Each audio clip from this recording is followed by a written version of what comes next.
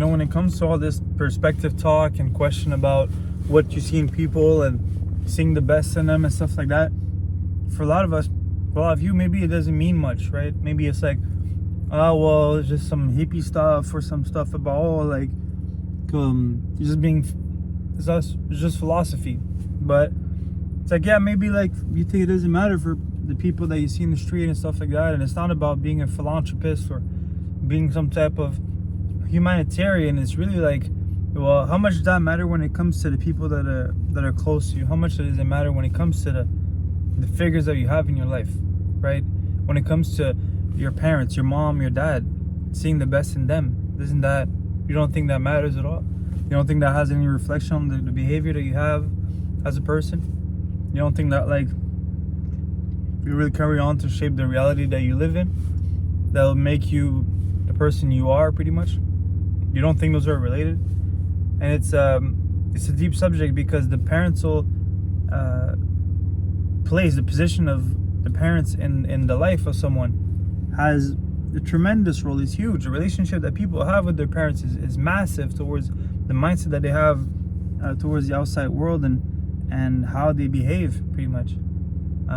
When it comes to parents, it's like, how do you think somebody acts in the world when they don't want their dad to win in life, for example?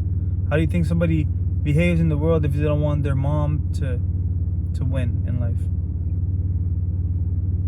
In various ways, right? To win might be to just have a peace of mind. To win might be to be successful at whatever it is that they take part in. But whatever the case is, there is such a thing as see somebody triumph and seeing somebody fail. And that's when it matters a lot, because yes, it's their success or failure that we're discussing. But what matters is that really, if they are the only figures that you have in your life, and that you guys you both are related in such a way where their identity and yours are connected, right? It becomes a point when you wanting the good or the bad for them becomes also the good or the bad for yourself, right? And it becomes a question of seeing the best or the worst in them become you seeing the best or the worst in yourself. And the father figure in a man's life has sort of a role of a motor, of almost a motor effect towards the man. It's like pushing him forward, right? The dad has a role of always simplifying things and making things. I'm talking in an ideal way, right? And making everything seem so banal, like simple and like no big deal. And it's always about moving forward, and it's kind of the stereotypical or like the essence of like the father figure, right? And it allows the man to be able to move forward and to not, I'm just saying the man, but the person, to be able to move forward and to not be limited by limits. That's why achievements are rewarded in a small way. That's why there's not much relationships between the son and there's not much the compliments between the son and his dad. There's that doesn't necessarily happen in the essence of that relationship, right? And when it comes to the mother figure, there's a question of nurturing, right?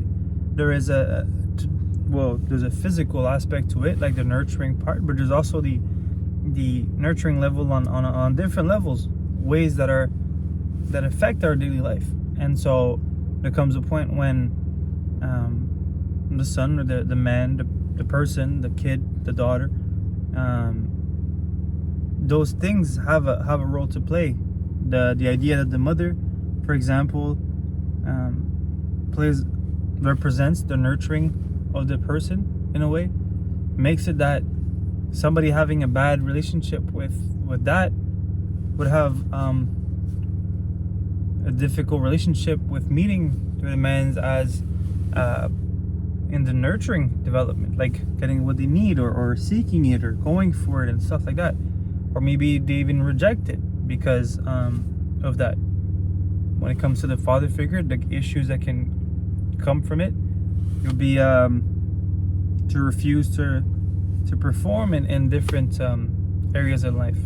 It's the idea of rejecting authority, the ones we know, but the ones that are the most important come down to, yes, they come down on a big scale. We talk about these behaviors on a big level, but we can also talk about them on small scales and how it affects your relationships.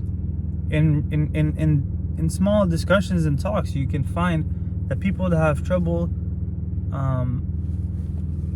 in whatever one, right, whenever it is, the mother or the father figure will find himself like portraying them right there too. And it's not necessarily even the difficulties in that realm don't necessarily come from the parents, but as people go through life, sometimes there is this question of blame, right? People sometimes blame other people for mistakes that are actually their own, or for things that happen in life. Doesn't necessarily mean that there was a mistake, right? But it can be a coping mechanism. I'm not saying good or bad. It's just part of reality. And this is when, right, we can understand this to a point, right?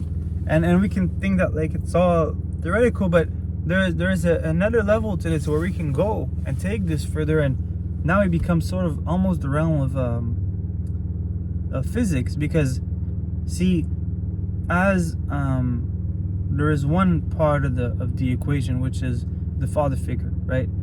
And what you realize is that by recognizing both of these figures as being almost realer as a young age, right? You have the parents, but you're nobody yet, and you develop this relationship with them, and they become figures, right? And we've just gave them a bit of a definition. There is the motor one, the one that pushes forward, and there is the nurturing one, right? The one that and they both give in a certain way, but what's interesting is that they give in different ways and they push towards different ways. The one that pushes forward pushes past the self and towards more. The one that nurtures pushes into the self and towards more, but like here, you understand? And it becomes interesting because it starts to look like a motor. It becomes to look like any other movement. If you watch a wheel turn, the wheel has a push forward and a push backward. It falls forward and it goes up, down, up, down, right? The same way a tornado has a forward and a back movement, but they all nurture, right? A dynamic which rolls. And so we're now at an interesting point when ideas, right, or behaviors that we don't understand come down to, we can break them down into simple observations, right?